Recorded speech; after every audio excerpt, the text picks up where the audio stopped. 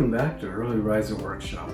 Today we finish this jar project by making a wooden lid with a ceramic knob.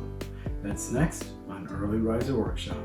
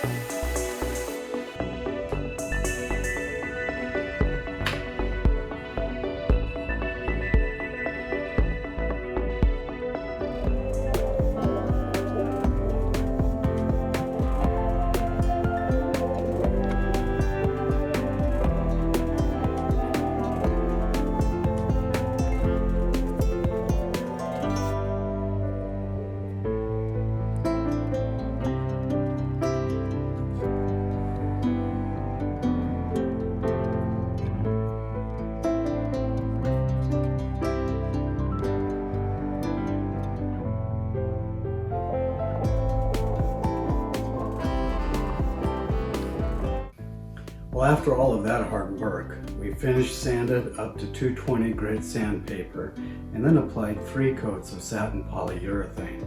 This lid is really sharp.